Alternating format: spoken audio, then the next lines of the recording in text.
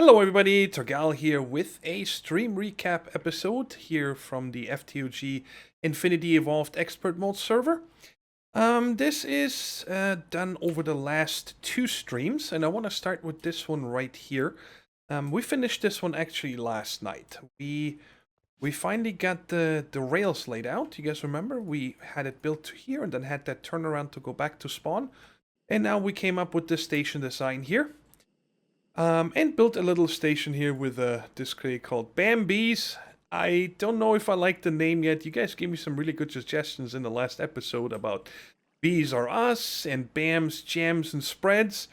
Now with the last one, I really like it, but I think I'm gonna twist my tongue if I say that often. Bams, Jams, and Spread. It's a little bit too hard to say for me to say it often. And Bams, Bees is very easy. Let me know how you guys like this. We can definitely rename it. It's not set in stone, nothing. But anyway, we came up with this station design here, and I absolutely love the redwood planks that we used up here. They actually are a perfect roofing wood, I think. It looks really good. And of course, we built a fully functional charging station here with the water, the coal, and also very soon the Enderpearls here. So that is also ready. Everything is ready. We started playing with the routing tracks, and then over here we came up with an idea. Because, to explain this real quick, okay, if somebody takes off at spawn with this destination and they come over here, well, there's a train waiting here. So this signal right here, when something enters here, will tell this train to leave, all right? You need to go back to where this train that is coming in right now came from. And there is some ideas that we have on how to do that, and it's going to involve actually, yeah, this setup here has something to do with it. Okay, these are detectors for items, and we're gonna for routing. So we're gonna put routings in here. So, for example, when this train, when the other train comes in here from spawn, the spawn return needs to be set right there. Okay? And then it just goes back home. That is it. But if you take off from here, we have to tell, and you go to spawn, the station spawn needs to know, hey, I need to send another train back to this one now, okay? And that's what we're going to use this for. So if this train is set to spawn and goes over here, it's going to get triggered, and then there's going to be a wireless signal set up here that triggers the train at spawn with the route set to come to here. So as soon as this one takes off, the one at spawn will actually come back here. So at these outpost stations, there's going to be a very short time only where there's no train available. Because at spawn, we always have 6 trains available, so we should never run out there. But I wanted to have a train return to these outposts as quick as possible. We can take 2 people with us, but let's say there's a third person needs to wait for the train. It'd be nice if another one comes as soon as possible. And over here, I love this little toy train there. With the little decorations here, I'm really happy about how these turned out. I've made completely out of micro blocks a little tree here. And I first just had a dirt block there and slapped covers on the side. But then I was not able to put this park bench here because, you know, it doesn't have room of this block right there. And then I started using micro blocks, put the covers around, fill it up with grass, and then just made these little ones here. Just little decorations, and this is going to be, in the beginning, probably our selection panel for Spawn, Dragon, and War Power Space. That's the only 3 stations that we have. Excuse me. Besides this one. And then eventually we're going to change this to a computer display where it's going to be all automatically handled. So that is this for this station. I don't think I forgot anything else. We are getting much closer to actually having a fully functional train network now. It just takes time, and now we're going to get to the redstone part, which is probably going to be quite some time to figure out how to do all that, but I'm looking forward to it. So, the other thing I wanted to show you guys is a little, not a big change, but a quick change that we did over at the villager factory. It's working really well right now. And I forgot how much of this I have shown. I don't think I have. Well, if I have, then I apologize for showing it again. But we changed the... Yeah, I think last time we had the conveyor belts and stuff. They were causing troubles with glitches and so on. So we replaced them with the minecarts. Okay, to come over here. And I also moved the villager holding pen over here further out. So it's for sure outside of the village and it works great. And we also set up a display here. It shows us the fill level. It goes up to 15. And that is handled here with red net cables, and each one of them has a different color. Okay? And you see there's 2 in here right now, so it's showing us 2. Now by default, when you are here, and this fills up to 15, it triggers a redstone signal. I'll show you underneath in a second. And that causes, I can manually demonstrate this right now, I disable the farm. This causes the villager to get pulled out, and he is 18 blocks away.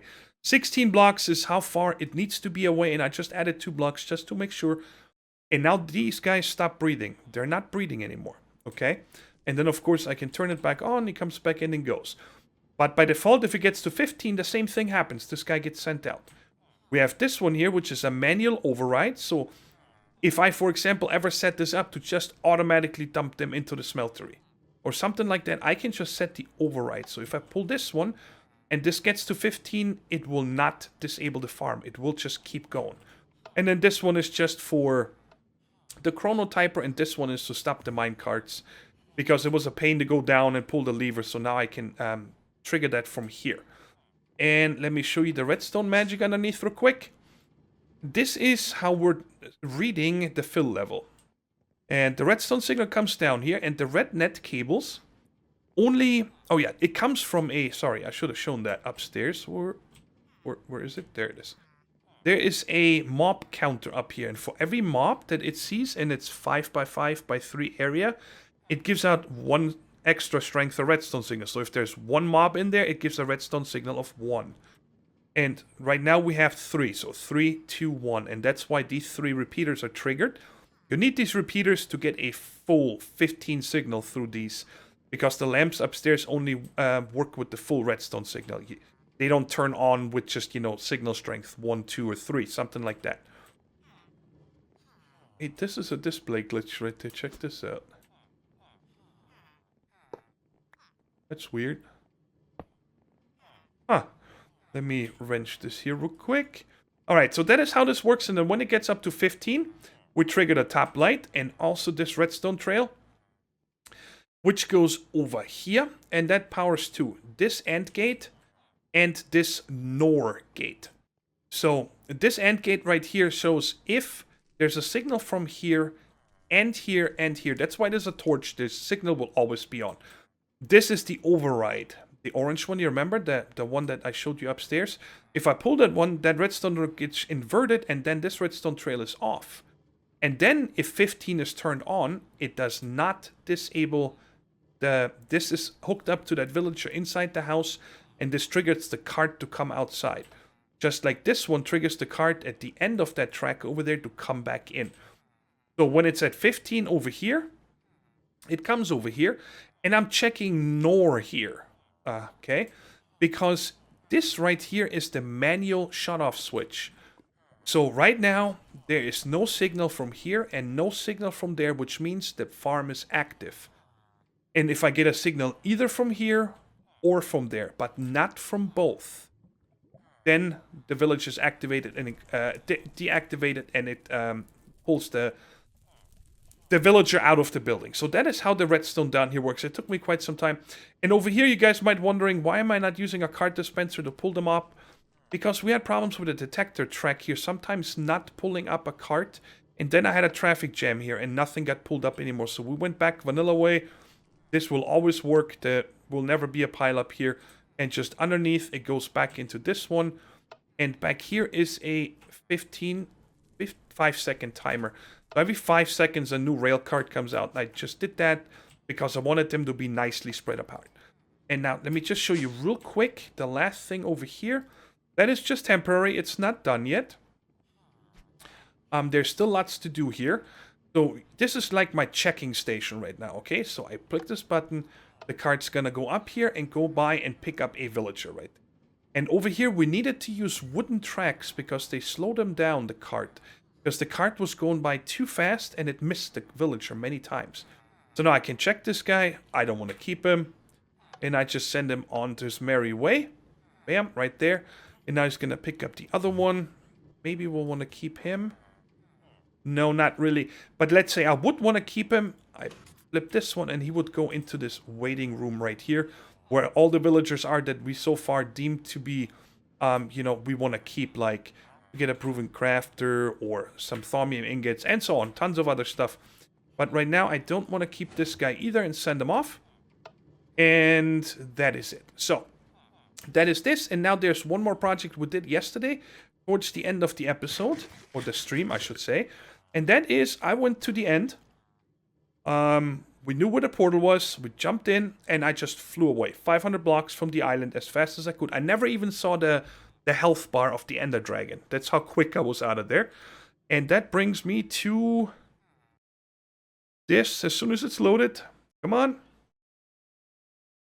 I made an Enderpearl Farm. Oh my god, I'm sorry guys. Holy shnikes, is that loud. Whew. Alright, just a simple Enderman farm, and I can show you out here what it looks like from outside first. It's 500 blocks that way is the main island where the dragons are. Came out here, it's completely covered with water on the top, running down, so the Endermen can never teleport out of here. They have nowhere to go, and everything else is only too high. So they cannot get out of that cursed earth room. And I just put this gate here in case somebody is ever AFK here for some reason. No reason to be here at all, because this is automated and all the Ender Pearls are coming to my house. And as soon as I have a place in Town Hall where to put them, I'm going to fill up a drawer there for everybody to use that needs Ender Pearls. Anyway, we got a Cursed Earth platform with 5 fans pushing them over here into these punji sticks. They die. Let me turn off my magnet just to make sure, because the magnet is stronger than the hoppers. The vacuum hoppers pick everything up into buildcraft pipes, and it comes over here. And I have a way to disable the farm by turning on the light. Now nothing else would spawn. And I also have a way to turn off the fans if there's ever any reason to do that or not. It's just possible. And then, of course, everything goes into my ender chest here. This is white, but it has a diamond, because without the diamond, this would be the community mailbox. So I wanted to make sure that I don't fill that one. So let me turn off the... Maybe... There we go. And this is underneath. Very simple. We just have the buildcraft pipes coming over here with an insertion pipe into a world anchor. Because when I had these chunks just claimed with FTB utilities and I left, everything stopped here because the world is not loaded anymore. If there's nobody in it, even with FTB utilities, it does not work. And that's why I added a world anchor. And, you know, just keep it automatically supplied here with Enderpearl. So if this is full, they're going to go up top. And back here is just the red net for the fans. That is it. Very simple farm. And that is the end of today's stream recap. I hope you guys enjoyed it. And let me know down in the comments which one of the projects you would have tips or tricks for, or anything. And otherwise, I'll see you in the next stream. Take care. Stay safe.